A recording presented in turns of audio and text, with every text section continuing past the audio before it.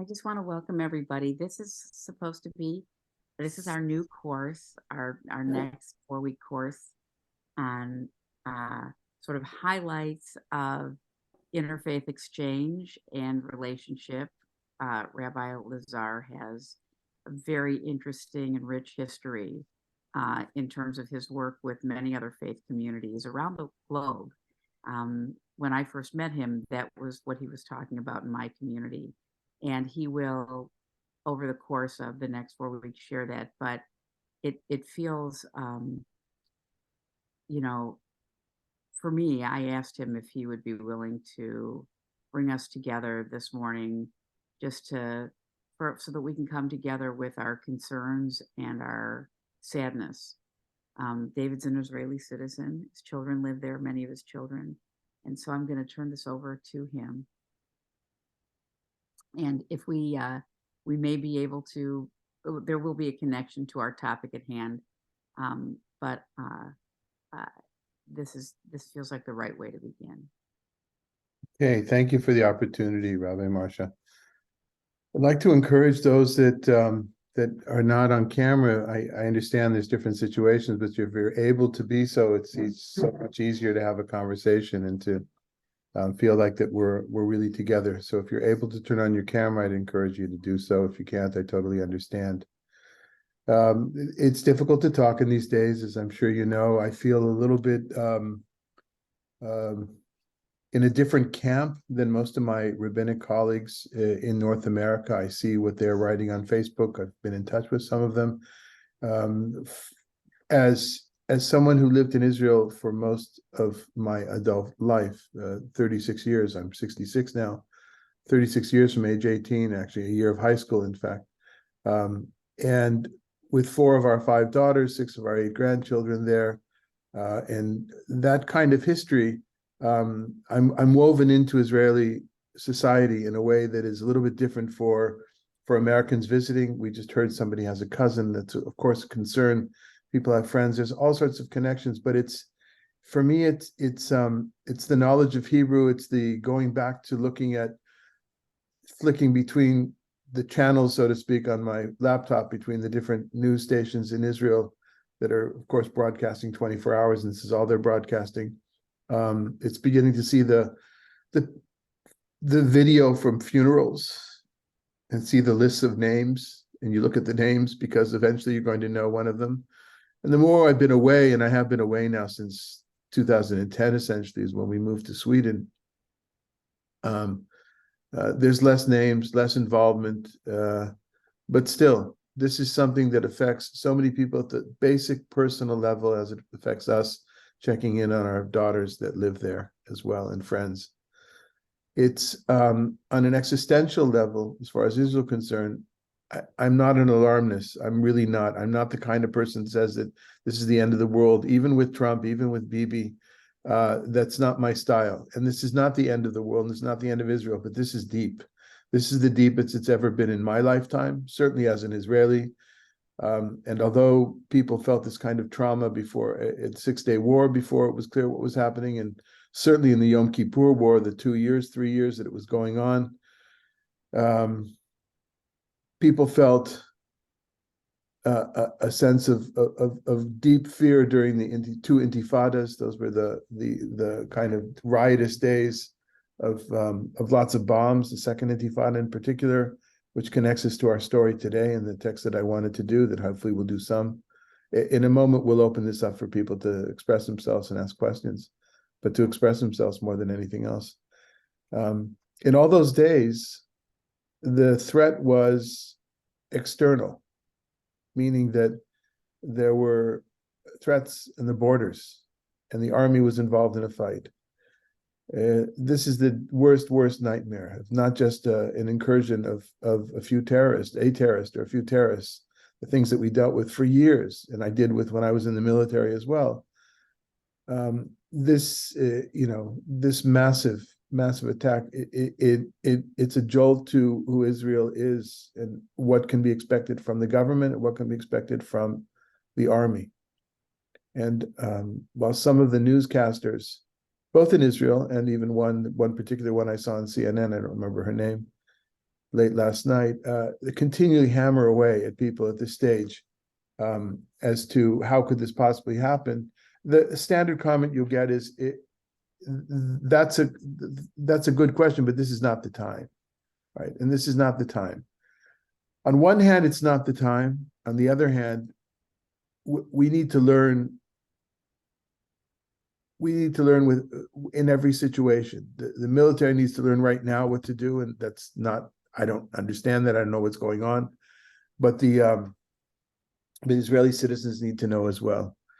And many of us see this situation as a culmination of decades of a particular policies. So that's in the back. That's what makes it difficult. And other people here will have very different views. What's difficult for me personally, and this I am sharing personally, this is an important message for me to get across, is the automatic go-to that we as Jews have always suffered and now we're suffering again. It's far more complex than that. Far more complex. And yes, we are paying a huge price in lives, and we're paying a huge price in hostages and trauma, but there are many people on the other side that are paying the same or worse prices, and they had nothing to do with what's happened right now. It is way too simple to say the Palestinians of Gaza should have done away with Hamas. It doesn't work that way. And so what I'm making this point is that when we have compassion and we say our prayers for the wounded and for the kidnapped and for the killed, that we leave some space in our hearts for those children, make it easier for people, okay? So for the children, for the elderly, for the women, the mothers in Gaza, that they too are going through pain and suffering. Now, I am not saying that needs to necessarily influence the army and how they go about retaliation and attacks. That's not what I'm saying right now. What I'm saying is that we as Jews, we as Israelis, we cannot lose our compassion, our ability to have compassion. Maybe it's constricted at this point for that particular population, but we cannot lose it. Once we lose that, then I feel that we're on the path to losing the game. And I'm not saying we've lost. And I'm not saying this is the end. That's not my point at all. I'm saying, though, that this is the most difficult time for Israel that at least I've, and Sasha, my wife, who's here with us, has ever experienced. So sorry. And that's, I think, what's really sinking in for all of us now.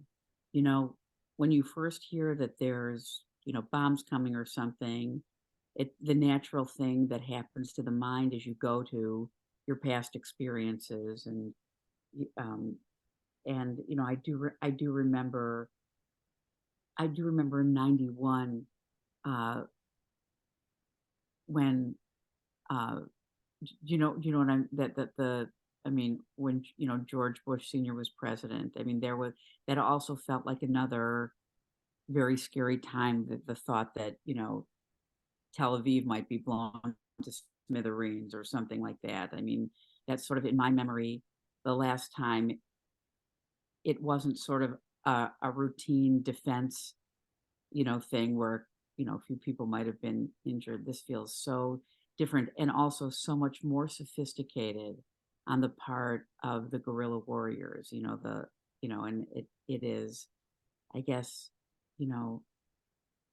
I guess that's where it's impossible to know, for me, sort of how deep the cancer is, like in terms of how to really protect Israeli citizens fully. And I guess, do you have any thoughts about that? Or yeah, what you're referring to, 91 was the first Gulf, what we call the first Gulf War, and it's when Saddam Hussein began to send missiles over to Israel. That was that time.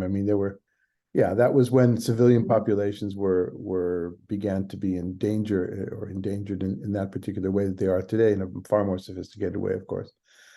And that, we had to seal up I had to have a sealed room with plastic because we were afraid of germ warfare, and I was taken to the army on emergency draft, like you've heard about so many 300,000 that have been drafted now or recruited from the reserves in the last 2 days.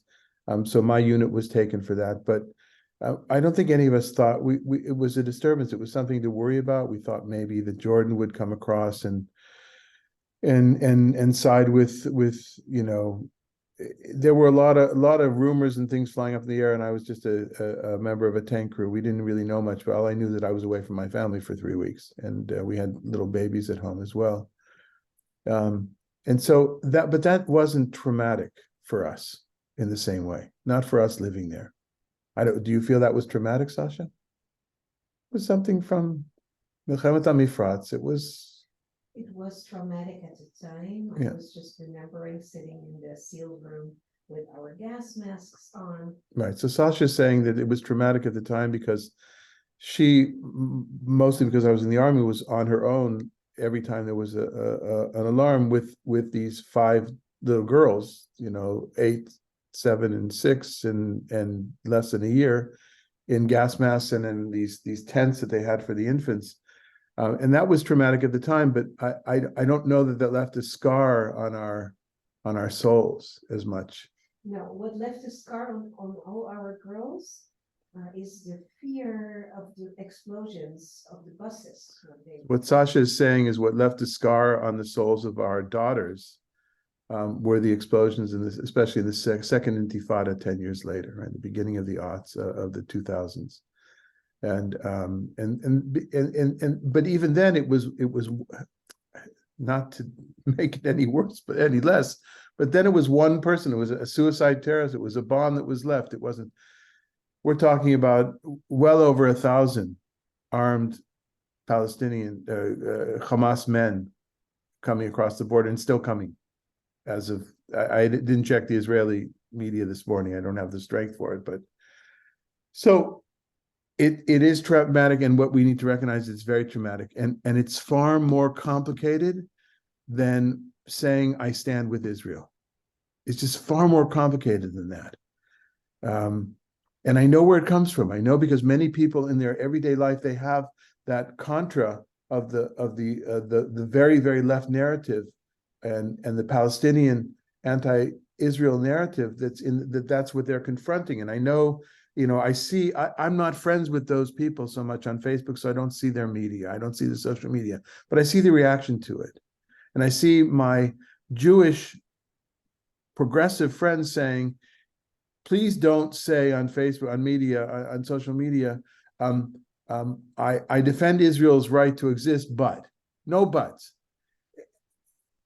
My message is, I don't put those things on social media. I'm not an official spokesperson for really anybody other than Ora Midbar, which is a very small community in Palm Springs. So I'm not an anybody here when it comes to speaking out for the Jewish people, but it's just really complex. And sometimes it's best to do the work without saying that you're doing it.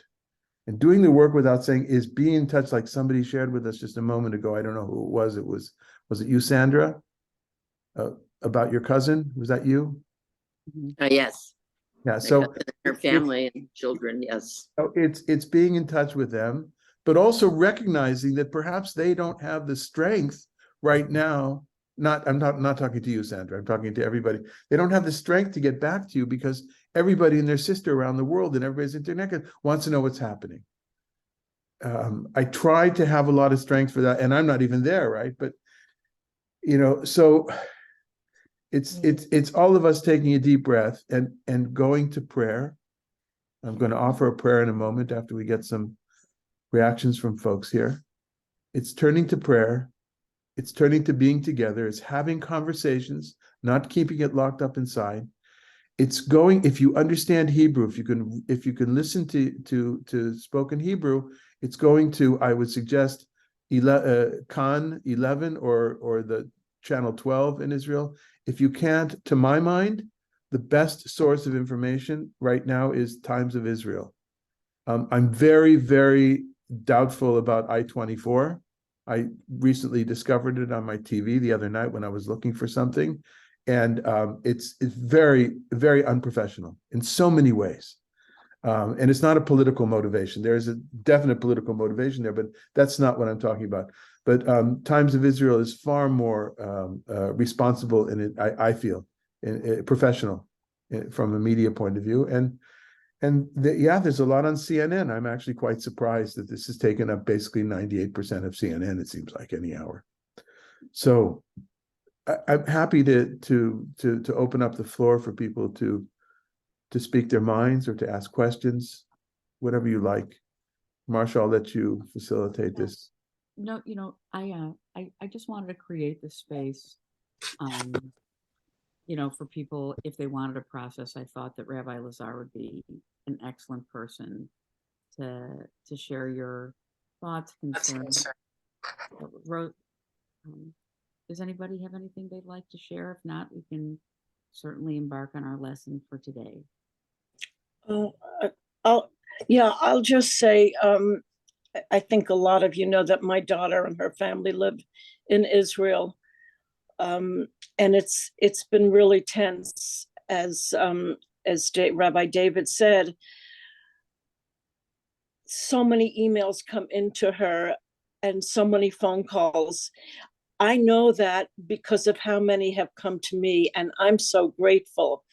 I'm sure she's grateful, but it is very difficult for her to talk now. And I have not spoken to her. It's only been through text.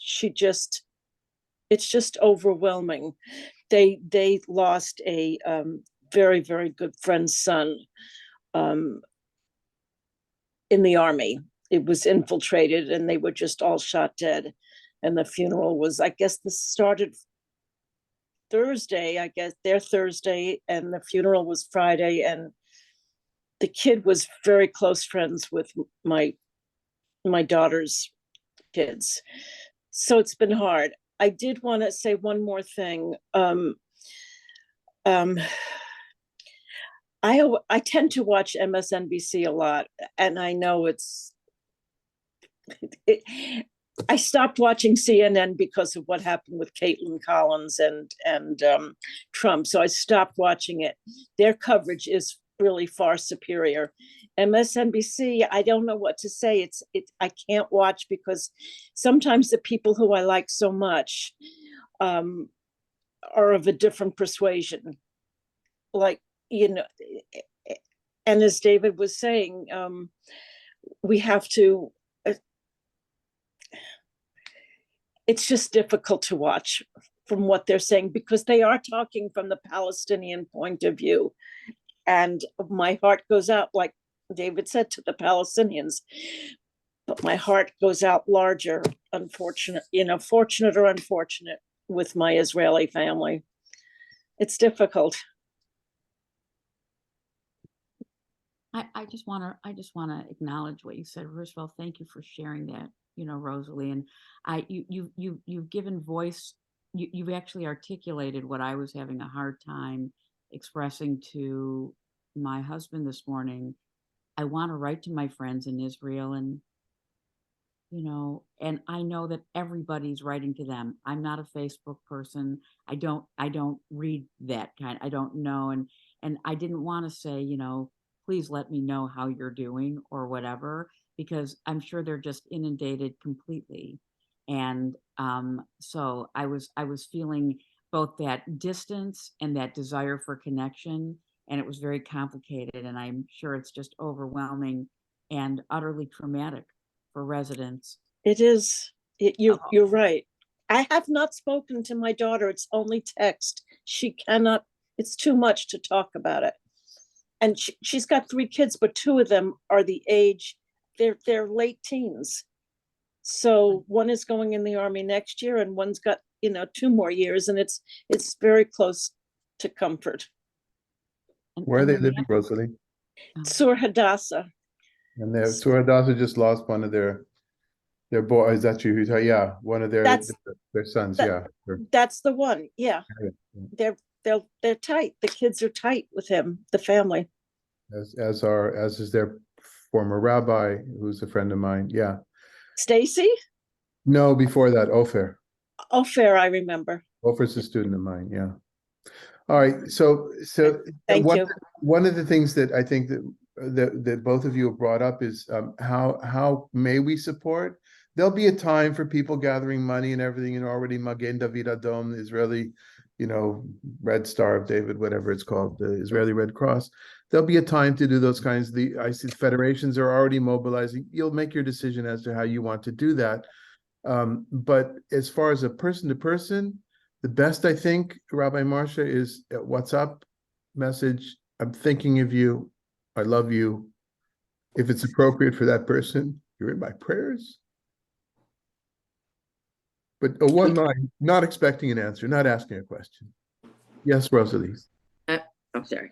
I'm Sandra. sorry. Yes, Sandra, go ahead. I think it's interesting because I think it's like we are all thinking the same thing when I was thinking of calling. This is last night, and I'm looking at what the times are in Israel, and I'm going, she must be getting a million calls. Should I call? Of course, I want to call to find out, how my family is. And she has children and grandchildren. She's been in Israel for a very long time. And, but it was my same thought that you all were having is, she must be overwhelmed with calls. And then when I actually called and she was, it was like she was in New York and it was 1:40 in the morning. Like, oh my God. So, but still, I'm not sure where everybody else is. And it's very scary. But don't be silent, though. So that's why I called.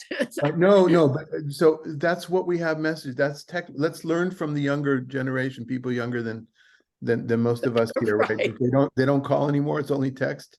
In this case, this is a good situation. Texts are really important. Yes, I agree.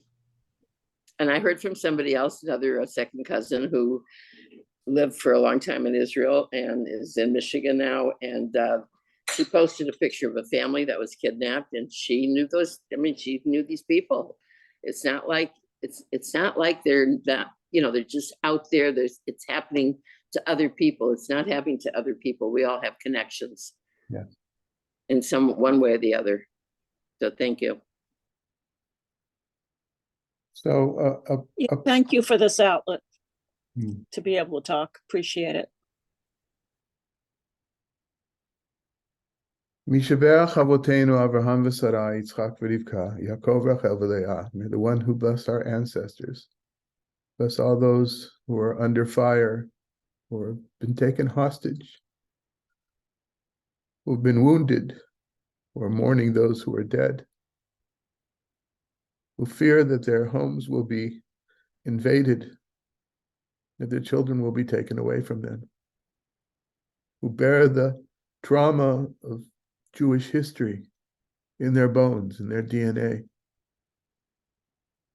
May HaKadosh Baruch Hu heal them, strengthen them, instruct us in the ways that we can be helpful, that we can show our support without being a burden, without it being about us.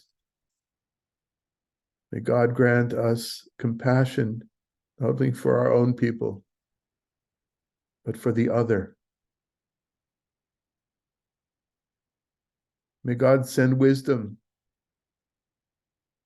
to those who are leading our people, both in the government and in the military.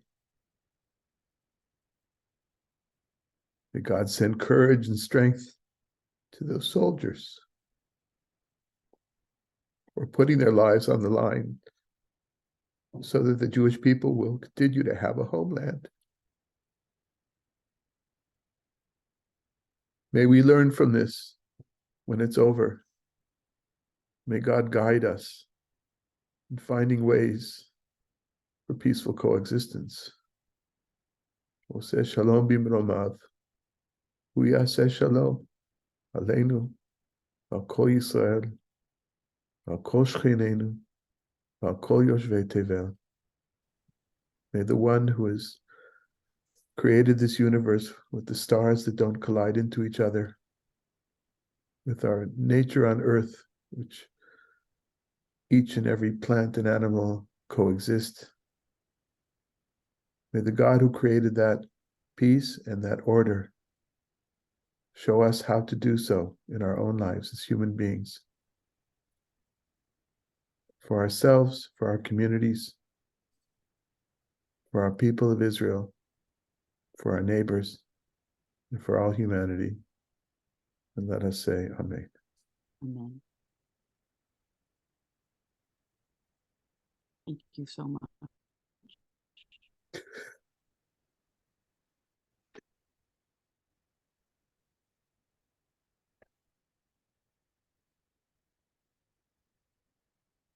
you feel able, David, to teach some Torah in Yeah, just a moment. Need to dry things up a bit.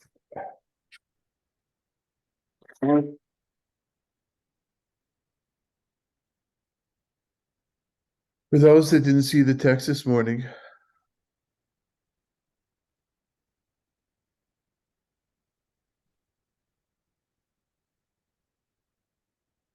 some of you don't know me. The folks from Palm Springs were with us. They're used to my show of emotion, and I'm comfortable with it. And then I move on to what we're doing. So please don't see that if you don't know me. That's not me being crass or me being insensitive. It's or me. It's just my rabbinic ability to compartmentalize. So yeah, Marcia, in talking a few months ago, said, wouldn't it be nice for you to share your own experiences of interfaith dialogue with the folks in JCOC? Many of these stories, experiences, these anecdotes, these texts I've shared with others in Study It's Who I Am. In that way, I'm totally not compartmentalized. I'm all over the place when it comes to teaching, as those of you who have studied with me know. It's often a stream of consciousness from one source to another, from one idea to another, from one story to another. And while I'm comfortable with that as well, and on one hand, I'm proud of that, and it allows me to show off what I've learned over the years, the decades of study, it also does not necessarily make for a focused lecture and point. And if somebody's walking away and say, well, what exactly, sum up in one line, what did he say? Well, that's a problem. So in one line, what I want to say is that in order for us to bring about peaceful coexistence in the world, we need to understand the other. I think that's one sentence. Rabbi Jack Cohn of blessed memory, who was Mordechai Kaplan's, one of his very closest students, Mordechai Kaplan, who founded the Reconstructionist movement, or was founded around him, I should say. And Jack Cohn moved in the 50s already to Israel to be the rabbi of the Hillel at Hebrew University, which is an interesting concept. But he's written about, mostly in Hebrew, about Rav Kook and Rabbi. Doesn't matter. I'm going off too much. But basically, Jack Cohn said to me after my first sermon, so to speak, at Mivakshei Derech, he's one of the founders of the synagogue that I was going to. He said, interesting, wonderful show of knowledge, but I'm going to share with you what Kaplan said to me after my first sermon. I think it was a student sermon at JTS. He said, if you can't sum it up in one sentence, you're trying to say too much. So here, I've summed it up in one sentence. I'll still try to say too much, I'm sure.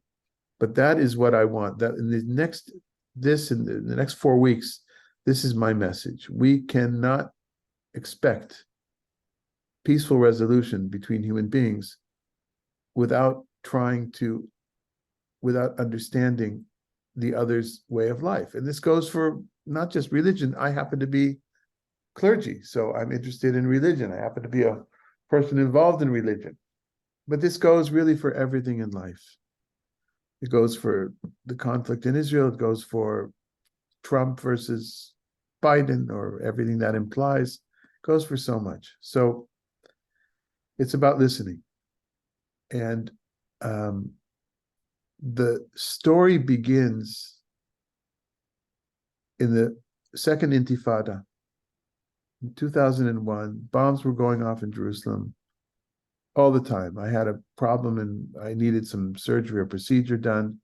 So I was in medical challenge, and I haven't had that many medical challenges in my life.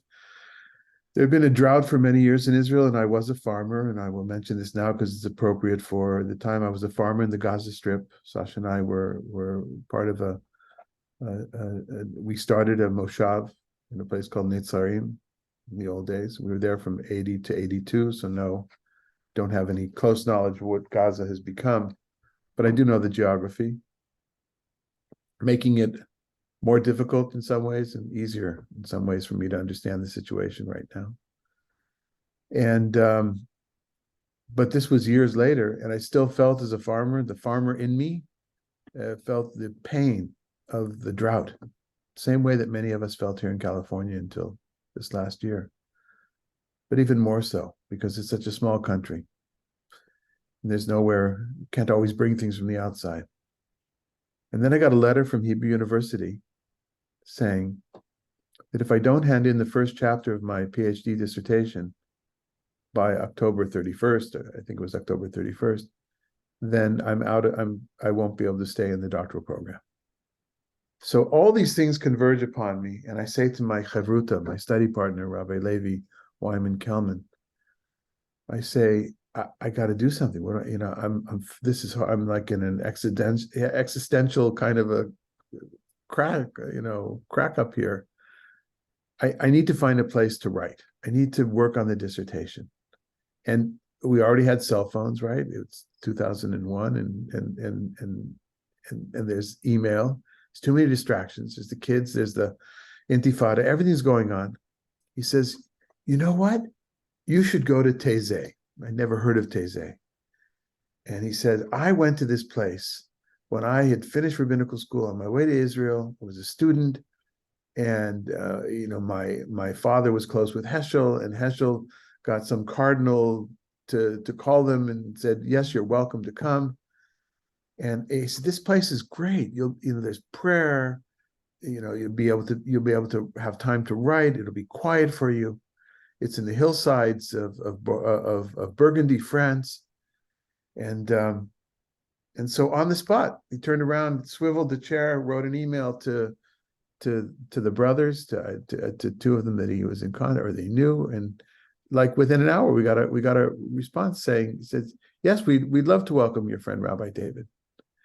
And so I went with lots of books and my laptop and not much else to France.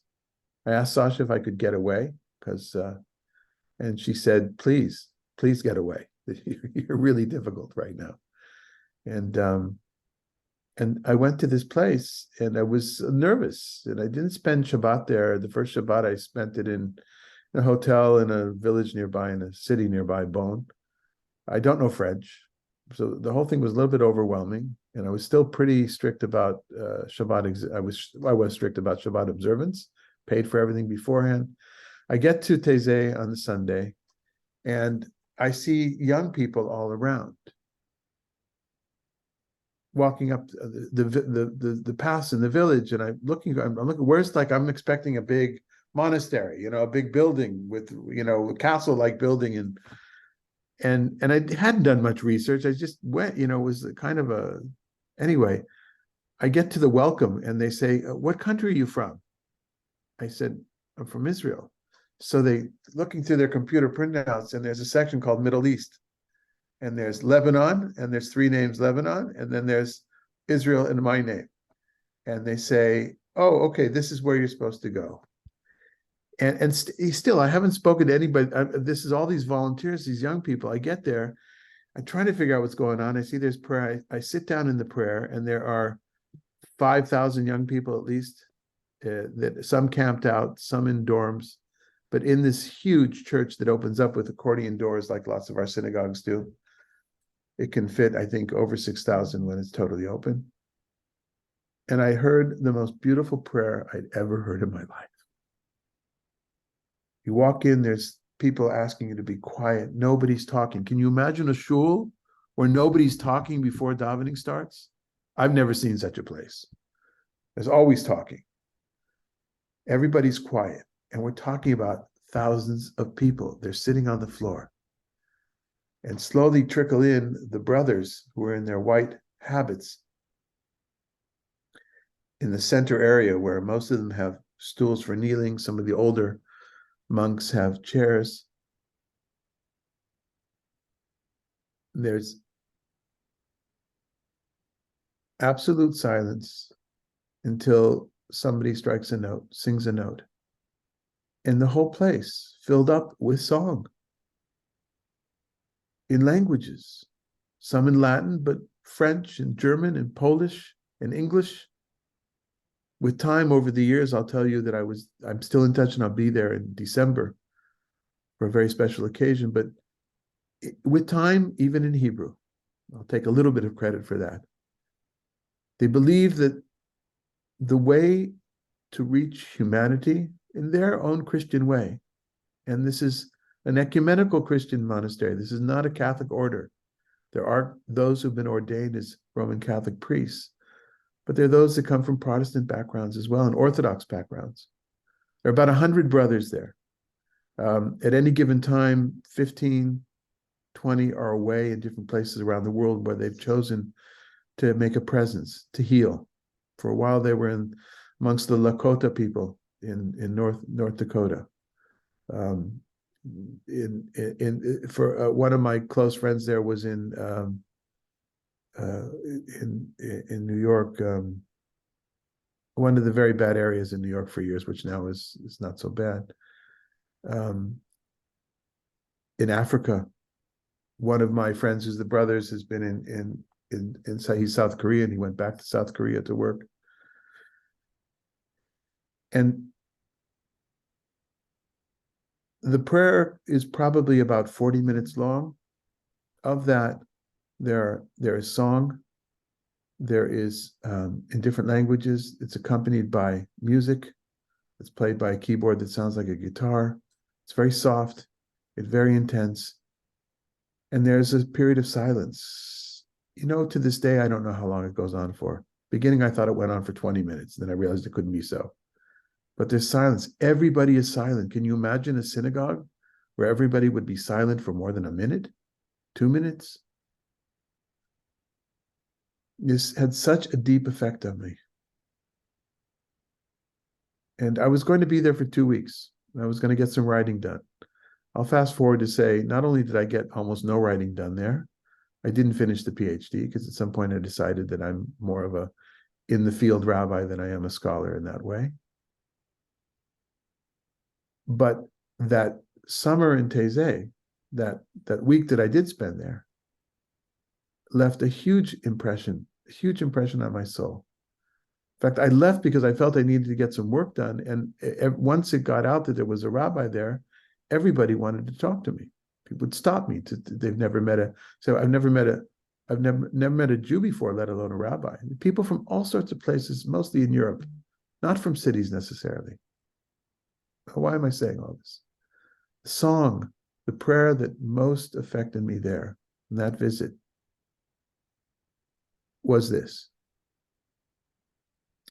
Laudate omnis gentes, laudate Dominum, laudate omnis gentes, laudate Dominum. Latin. The truth of the matter is simple Latin, as opposed to some of the songs that are in Italian and Polish and other languages that I can't get my tongue wrapped around. But that one I could get, especially after I saw what the meaning was. Laudate, praise, the command form of praise in Latin. Omnis gentes, all you people, all peoples of the world.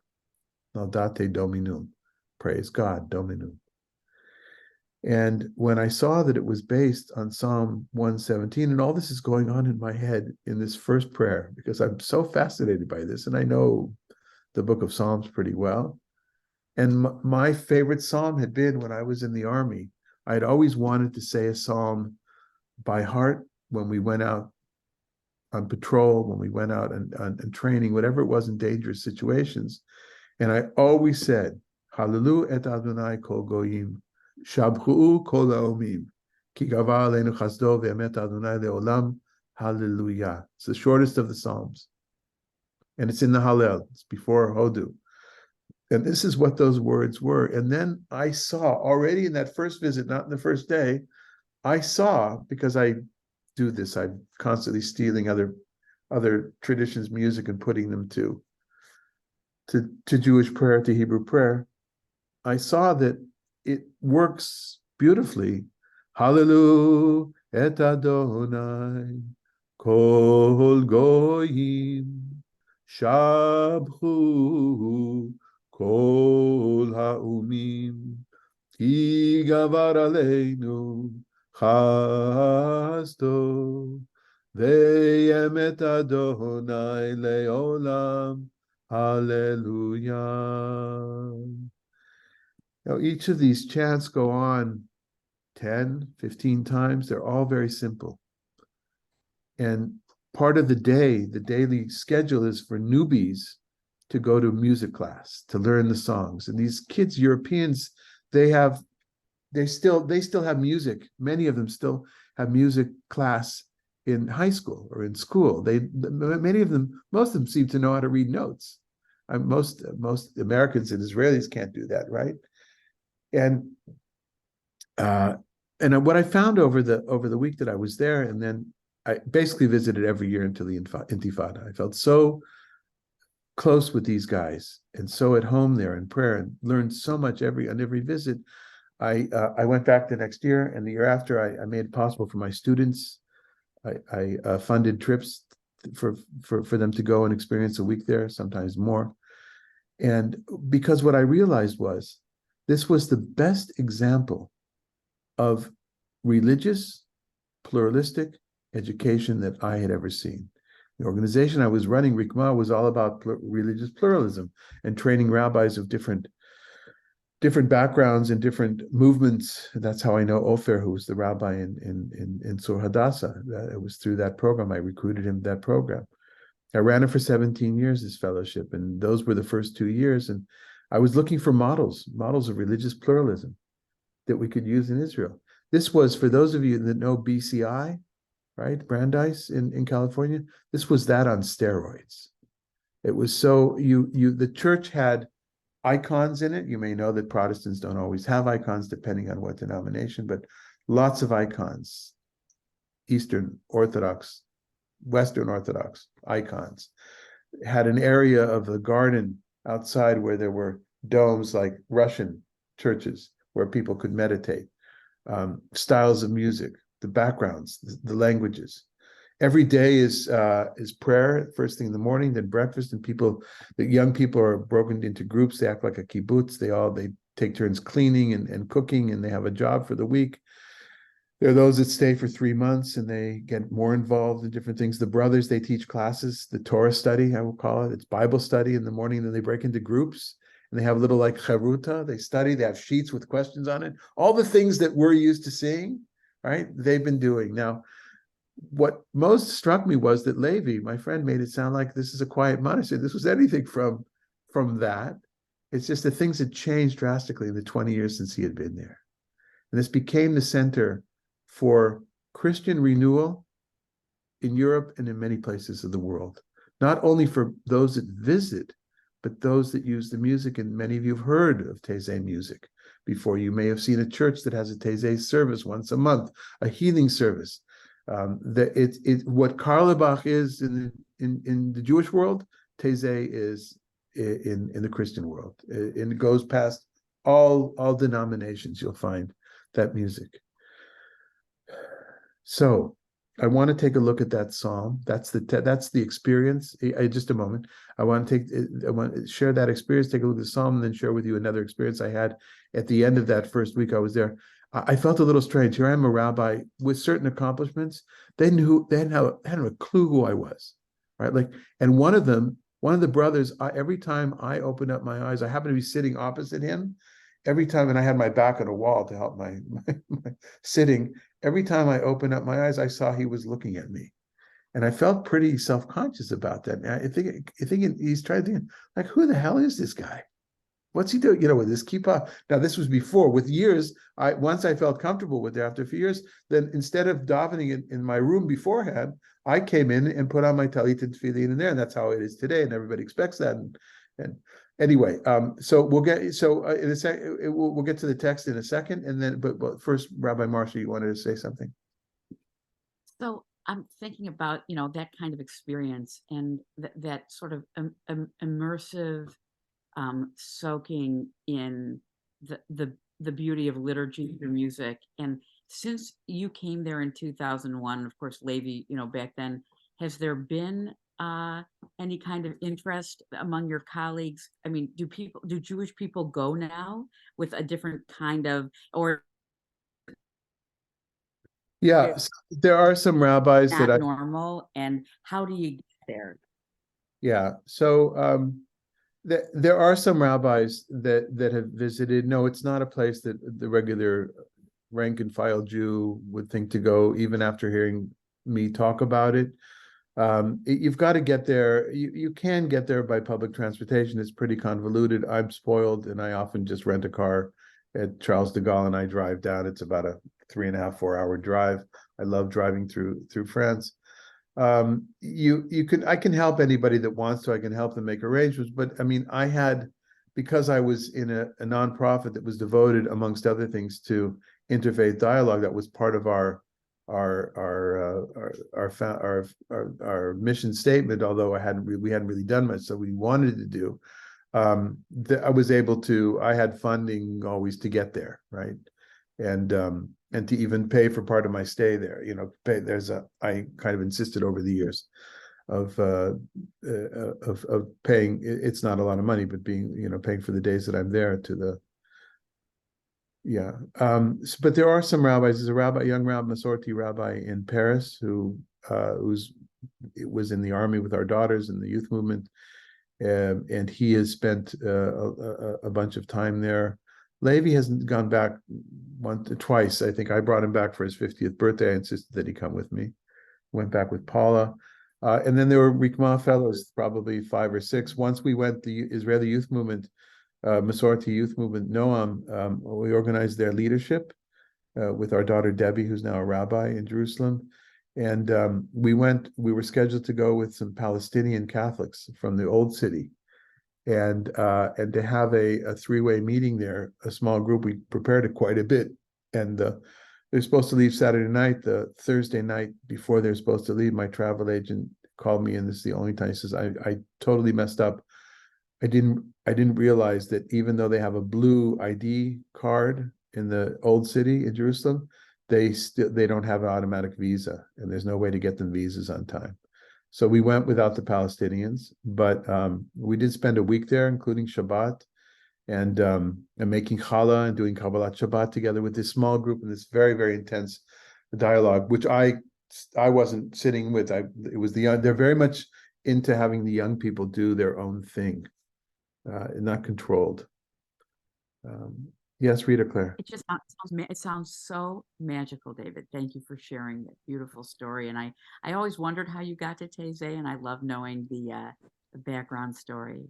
So do you want me to bring up the source sheet on the? I think Rita Claire wanted to ask or say something. Yes, of course.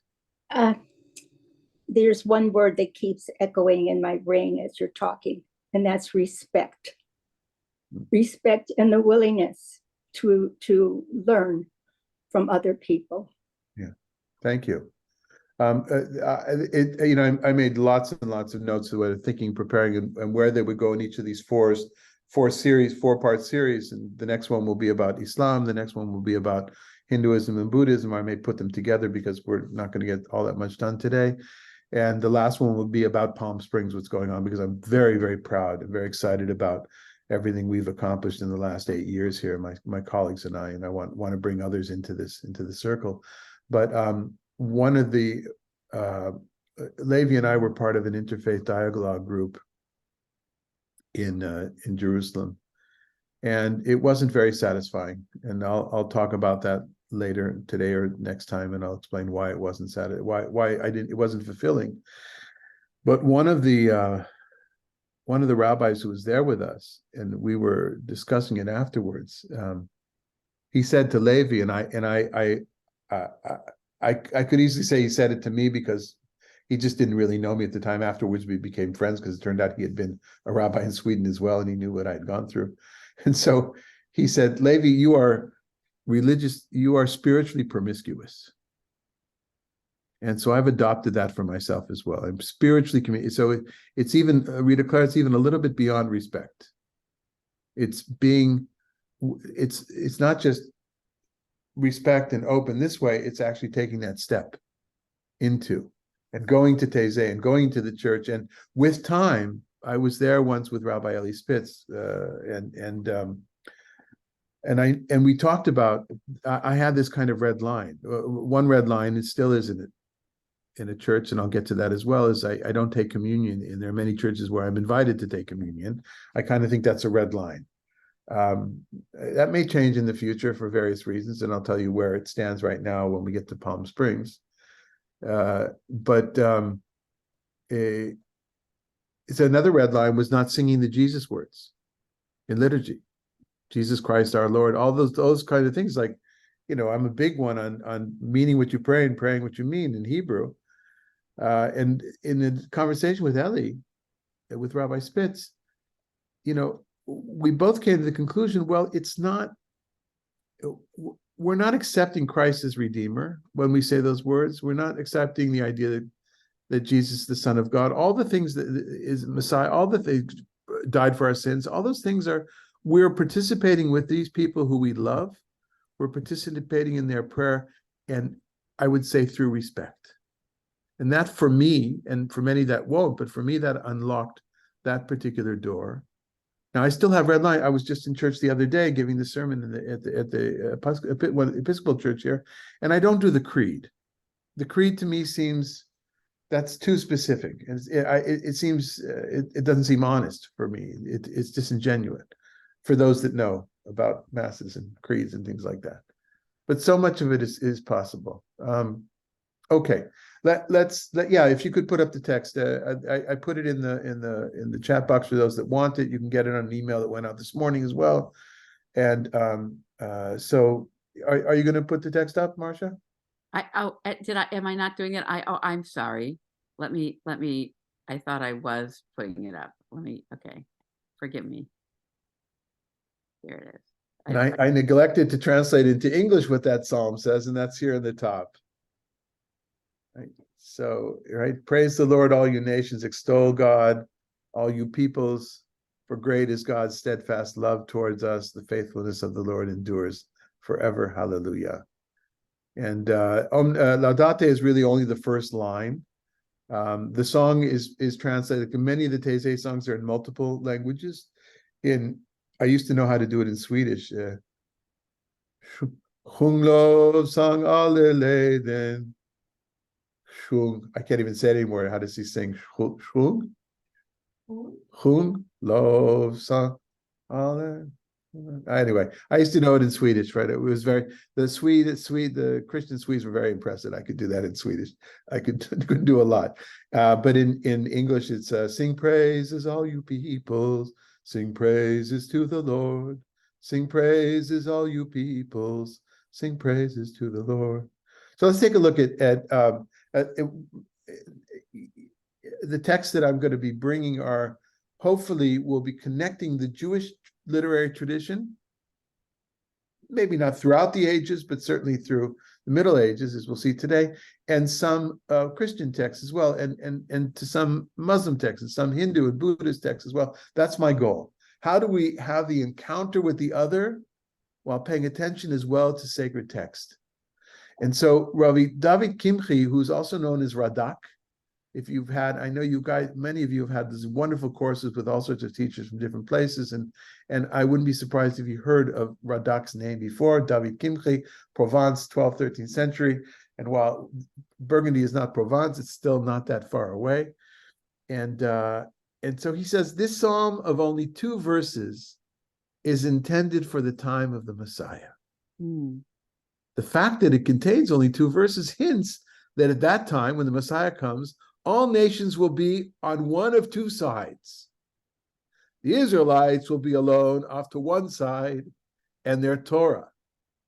And all the other nations will be on the other side with their 7 commandments. And everyone will praise the Lord, since at that time all will be thankful. as it is written, so that they all invoke the Lord by name and swerve the Lord with one accord.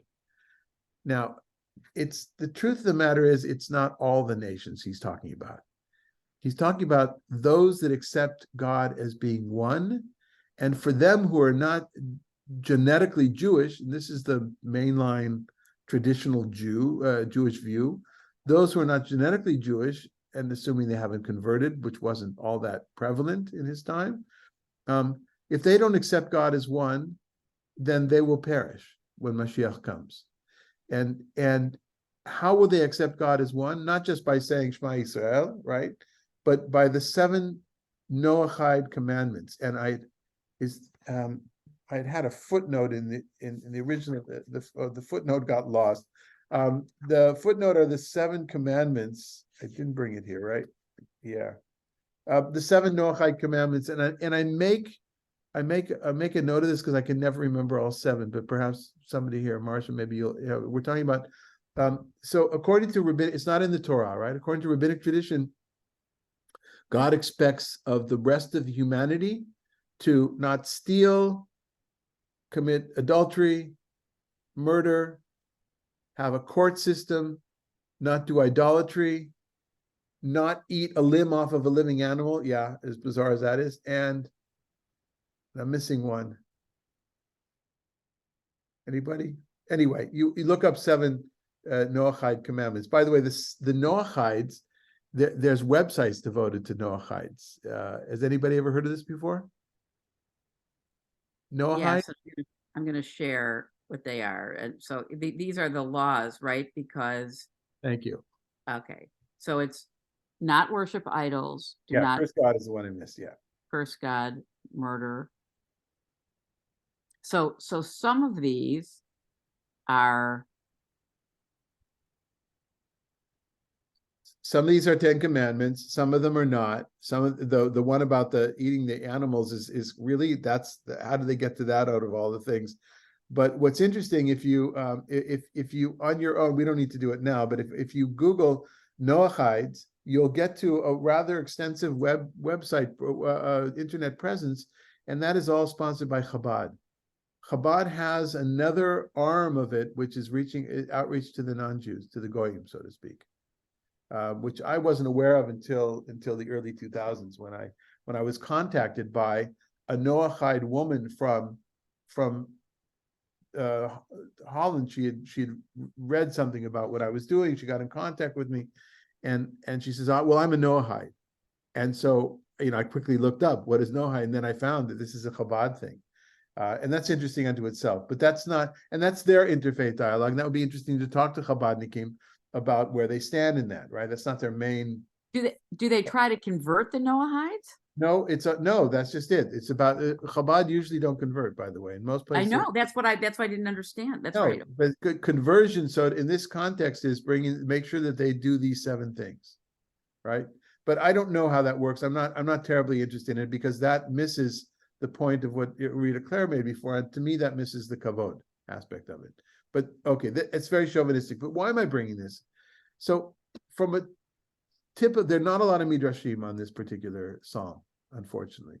But in this particular, this says from a Jewish point of view, in 12th, 13th century in France, there's us and them. And that's how it's always been. But it's a vision of us and them in the time to come. The us and them is that they will agree to what they need to. It's our terms, of course. It's us and them on our terms. And I want to be cognizant of this in the Jewish tradition. It's us and them on our terms, and that has hashlachot, implications for so many aspects of our lives as Jews. It's not just the religious one, not just looking towards the Messiah.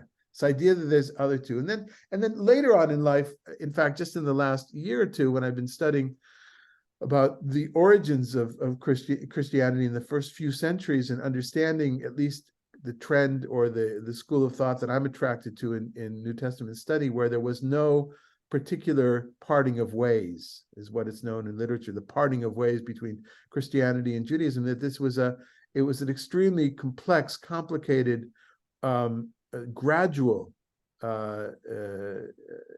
separation. And that even when there were those that spoke on behalf of Christianity, say we are no longer anything to do with the Jews, there were those that were still actively practicing Judaism in a Christian way. And and there are today in a very different way, but with Messianic Jews. And so what this brings up to me is that in Kimchi's world, it is very easy to delineate black and white. Now that's in the background of this, and in the time to come, in the world to come. And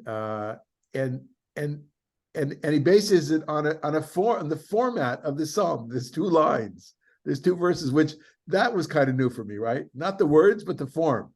And that's an ancient type of form, what we call in biblical studies, form criticism. Okay, it's a little bit of almost humor there, if not. But what it brought out to me when I began to go into depth, and I began to study the psalm as soon as I got back, because I'd been invited to make a presentation to speak at Limud in England that December. So I already was I was still buzzing from this. Is that I wanted to say this is what I'm not, and I often use. Many of you know that I am all about studying everything in our tradition, the stuff that we like and the stuff that we don't like. And when it comes to halakha, I am all about studying the entire section of the Shulchan Aruch about a particular issue that I'm dealing with, Rabbi Yosef Karo's comprehensive work of Jewish law, together with Moshe Isserlich, 16th, 17th century. I'm all about studying it, even if it says something that I'm going to do exactly the opposite, because sometimes I know to do the opposite because I've seen somebody say you should do this. That brings up a certain issue. My quintessential example of that is when I was working with the AIDS task force in Israel in the 90s and beginning of the 2000s, and began to teach the topic of Bikur Cholim, of visiting the sick, which was not a topic in rabbinical school at all. When I was in rabbinical school, it wasn't at Schechter in Israel, and it wasn't at HUC in Jerusalem. I know because I was asked to start that section of the curriculum in the early aughts, and looking at the Shulchan Aruch about the laws of visiting the sick, says specifically you're not allowed. It's forbidden to sit on the bed together with the sick person. I'm thinking to myself, if there's one thing I can do to somebody who has days or months left, who's dying of AIDS, that was the early 90s. There's one thing I can do to comfort that person, is to sit on their bed and hold their hand.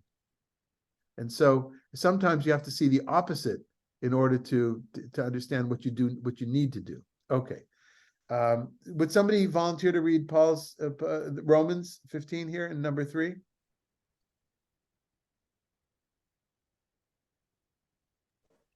I'll read it. Go ahead. In a word, accept one another as Christ accepted us, to the glory of God. I mean that Christ became a servant of the Jewish people to maintain the truth of God by making good his promises to the patriarchs, and at the same time to give the Gentiles cause to glorify God for his mercy. As scriptures say, therefore I will praise thee among the Gentiles and sing hymns to thy name. All Gentiles praise the Lord. Let all people praise him. So using the same text in a very, very different way, I would imagine most people here know Paul, born a Jew, persecuting early Christians, believers in the disciples of Christ, and then having a theophany or epiphany on the road to Damascus, etc., and being a central figure in spreading Christianity, right? And but using that psalm in a very, very different way. The psalm becomes something that is not about there is us and them on our terms, but there's all of us on our terms, which became that the call to not only to the Jewish people, but to all of humanity. And in learning these things, before I was immersed as much as I am, and I'm still a novice, I would say, New Testament studies. I mean, this was like, I had never looked at this kind of stuff before. But if this was important, I need to understand how we hold the same text sacred, and yet we go in different directions with it. And not to say, well, that's them.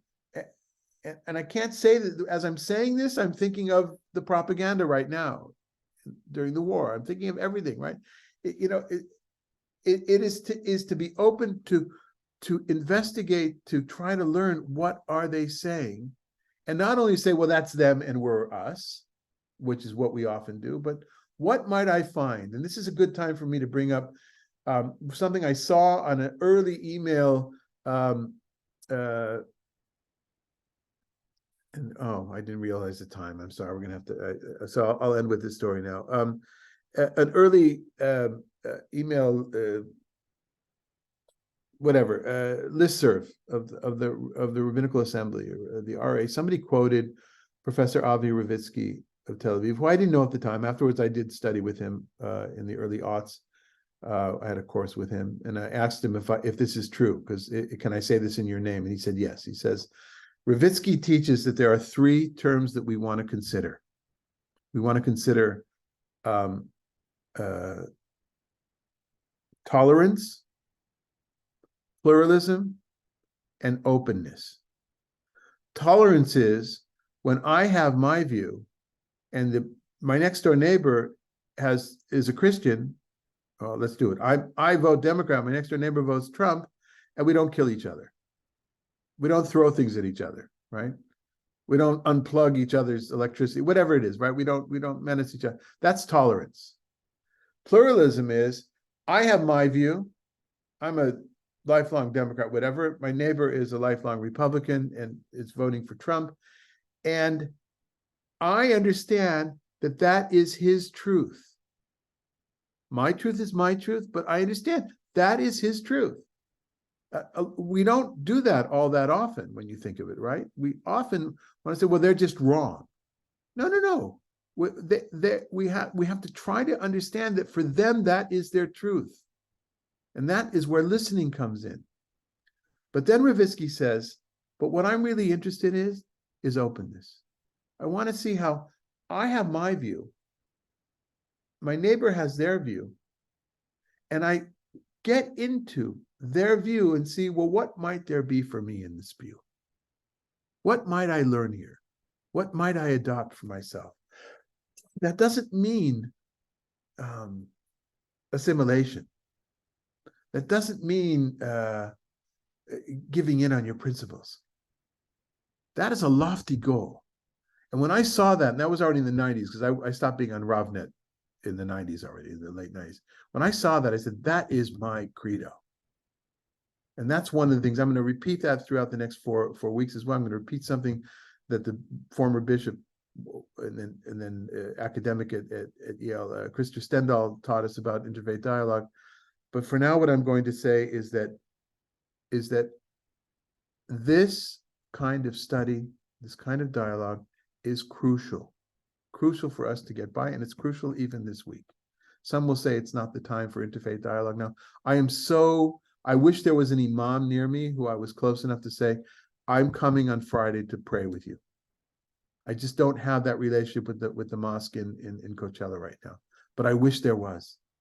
This would be the Friday to the main prayer at 1 o'clock, the Juma. This would be the Friday. All right, folks. We look forward to better times. Thank you for being here. Thank you for that beautiful lesson. Very healing and insightful. I hope we can pick up, David, with the end of this source sheet next week, and we'll run with the next one. And may there be less to process, God willing, at the start of our session. Thank you, everyone, for coming. And Thank you. it will be wonderful to study together this month during this very, very difficult time. Take care. Bye-bye. Thank you, Rabbi. You're welcome. Thank you. Thank you.